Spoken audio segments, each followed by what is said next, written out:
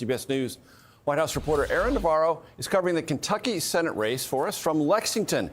Aaron, this race on the Republican side became very clear when someone running in that race was persuaded by President Trump to drop out. And that made it a much easier path to victory for the projected winner tonight, Andy Barr.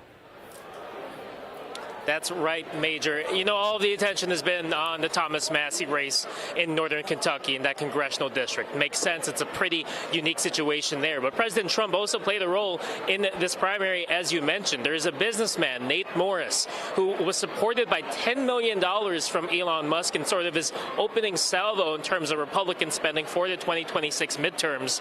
But earlier this month, President Trump gave Morris an ambassadorship and also announced that he is backing Congressman Andy Barr over Daniel Cameron. That's the former Attorney General of Kentucky and was really seen as a protege of the outgoing retiring Senator Mitch McConnell. While Barr came into Congress the same time as Massie in 2012, he's definitely taken a different approach, and he has made a lot of friends that he says that have transitioned from the House and are now in the Senate that he thinks he can rely on should he win this November. But in his victory remarks, he really made clear that he does not want to take his foot off the gas pedal when it comes to the general election. He'll likely face Democrat Amy McGrath or Charles Booker. That race is still pending. Both are candidates that have lost in previous Senate races. But he made comments about what he called the far left of the Democratic Party. He said that they want to turn Kentucky into the, quote, Commonwealth of Kamala. In a reference to Maine Democratic Senate candidate Graham Plattner, he said, our story can't be driven by candidates with Nazi tattoos. So it's clear that Barr is looking to nationalize this race. But while I'm focused right now on the 2026 race for Senate in Kentucky, I do think the Massie results should put some eyes on Rand Paul in 2028. He's up for re-election then. He voted today for the War Powers Resolution to limit President Trump's powers when it comes to his military operation with Iran. You could definitely see some chatter of potential primary challengers to him in the next election cycle. That's a great point, Aaron. I also want to take this moment to sort of take stock of Kentucky and its underlying political realities. When I first started covering Congress in the early 1990s, Mitch McConnell set about transforming Kentucky politics, which was decidedly Democratic then, to almost entirely Republican. Mitch McConnell succeeded in that effort, turning Kentucky into a reliably Republican state. But now it's a passing of a torch and criticism throughout Kentucky Republican ranks of Mitch McConnell himself, which was kind of an undercurrent of this Republican primary itself, even though Daniel Cameron came from the Mitch McConnell wing of the Republican Party.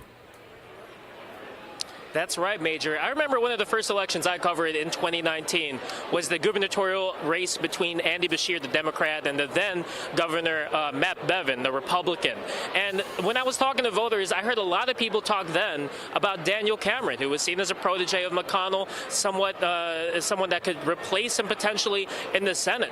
Fast forward 6-7 years later, Cameron was declared a loser almost immediately once polls closed. It really shows that while McConnell has shifted the Kentucky political apparatus towards Republicans in the past 5 to 10 years. You've seen that shift even further right to match President Trump's version of the Republican Party.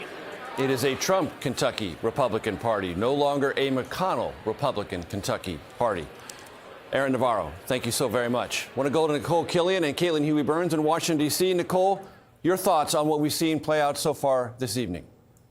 You know, I think just to piggyback off of what you just said, it certainly marks a transition to a new era in Kentucky politics. I mean, when you think about Mitch McConnell, someone who has served for some 4 decades now, I mean, he is the longest serving party leader in Senate history, even though he stepped down from leadership. But, you know, his impact still, I think, is wide reaching, particularly when you talk about the U.S. Senate. And so while, yes, this may now be Trump's party in Kentucky now, I think just like we have seen seen in some of these other races. McConnell, while sometimes he has sided with the president, there are many times where he has not. And so, I think you can also look at that as a dynamic in the race, particularly in terms of McConnell, because his name wasn't really invoked in this contest, nor was his endorsement really sought out. So to your point about just while his influence may seem waning, at the same time, I think we also have to remember what he has contributed not only to Kentucky politics, but certainly to the U.S. Senate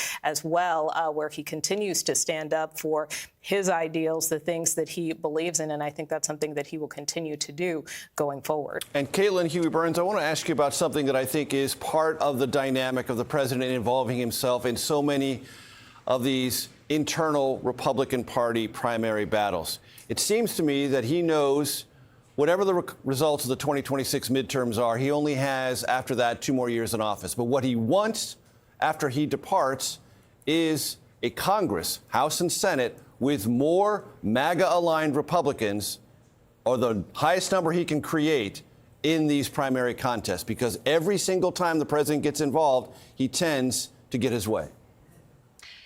That's right. I mean, he is certainly reshaping this Congress, but you have to ask whether this is in his favor in the long run. If you think about just the next couple of months, you have a couple of lawmakers who will be kind of in what I call a YOLO moment, which is that they are now unencumbered by the politics of their party. I mean, take a look at Cassidy, who voted for the War Powers resolution today.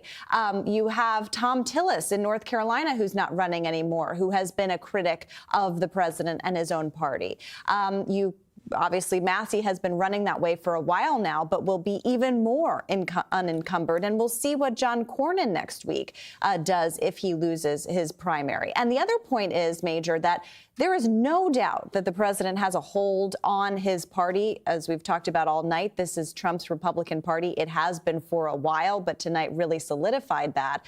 But a primary is very different from a general election.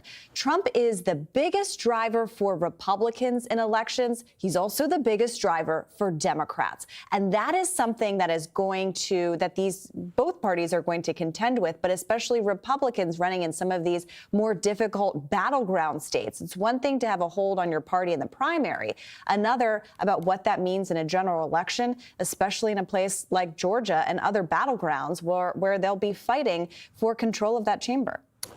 There is reference sometimes by the president to a rhino Republican in name only. Maybe we will have an emerging YOLO Republican conference. Caitlin Huey-Burns, thank you very much.